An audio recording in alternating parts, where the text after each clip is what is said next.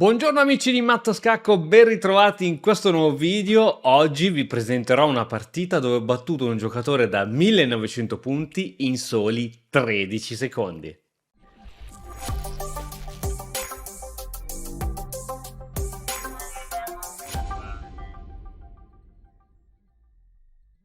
Ed eccoci qui, siamo su chess.com, il mio avversario adesso tra l'altro ho visto che è sceso a 1832, ma quando accadde questo video aveva 1900, questa partita aveva 1900 punti.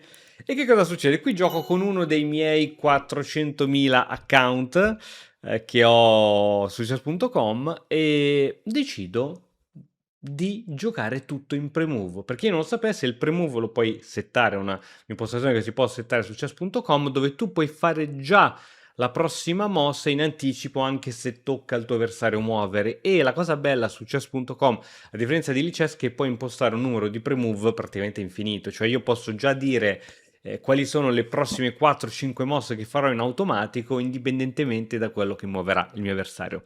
Ed è proprio quello che succede. Io sono con il nero e imposto quello che viene chiamato il sistema ippopotamo, qualcuno lo chiama riccio, qualcuno lo chiama elefante.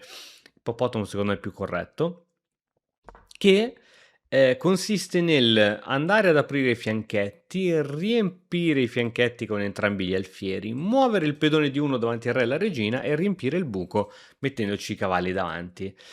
Qui sotto vedi la tempistica 9 minuti e 59 e quello che vedrai, e che io giocavo col nero, è che qualsiasi mossa io starò sempre a 9 minuti e 59.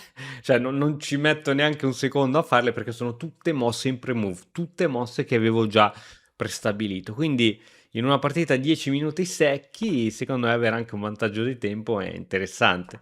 Quindi il mio avversario gioca e qui mentre il mio avversario è a 9 minuti e 53, io sono ancora a 9 minuti e 59. Ci ho messo per fare 5 mosse, ci ho messo un secondo. Giochiamo entrambi abbastanza veloci. Tutto fila liscio, tutto tranquillo. Ancora una volta siamo arrivati a mossa 10 e il nero, cioè io, ho ancora 9 minuti e 59 di tempo. Il mio avversario comunque anche lui sta giocando molto veloce, ha fatto 10 mosse in 9 minuti e 45. Qui prepara un po' di schemi di questo tipo. Io qui tutto qui forse ci ho ragionato un mezzo secondo prima di fare questa. Quindi 2 secondi spesi fino adesso e quando avrò speso 13 secondi del mio tempo in questa partita riuscirò a sconfiggere l'avversario. Vediamo come. A un certo punto il mio avversario decide di prendersi un po' di tempo per progettare un attacco contro il mio re. Secondo me ha senso anche perché sto utilizzando una struttura molto, molto blanda, molto sciatta, quindi ci sta. E inoltre presumo che mi stia sottovalutando. Ecco, una cosa buona di muovere così velocemente che il vostro avversario a un certo punto vi sottovaluta, dice ma questo neanche pensa alle mosse, vi sottovaluta e inizia a fare magari delle mosse che non avrebbe mai giocato. E qui decido di giocare F5 e con un secondo di tempo, quindi lanciata proprio così. Qui il mio avversario gioca torre C1, mossa che non comprendo. E cavallo F6, qui ho iniziato a prenderci gusto, ci ho speso 7 secondi per fare questa mossa perché la partita era iniziata per scherzo, ma poi si è fatta interessante. Qui c'è un bellissimo avampostino che si può prendere eventualmente, quindi la cosa inizia a farsi interessante, c'è un po' di pressione su questo pedone.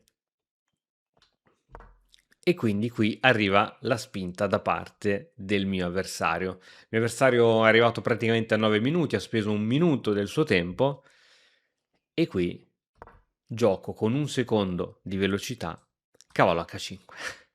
Cavallo H5, l'idea ovviamente è di prendere questo alfiere che non ha tante caselle di ritirata, H2 forse è la più interessante, no? Ma il mio avversario decide di giocare donna in E3. Ha speso una ventina di secondi per fare questa mossa, ma adesso con 2 secondi di tempo gioco cavallo D5 e il mio avversario abbandona. Perché abbandona?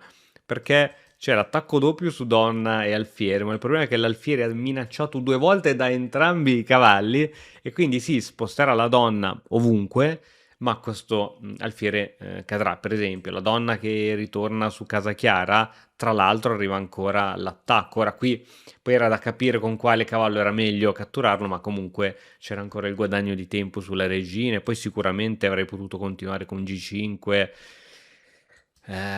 portando poi in gioco i pezzi sull'ala di re, sarebbe stata una partita molto interessante. Bene, volevo mostrarvi questa piccolissima miniatura, è stata divertente, a volte uno gioca a caso, poi si ritrova in mano una partita interessante e nel giro di poco tempo riesce a battere un giocatore molto molto forte.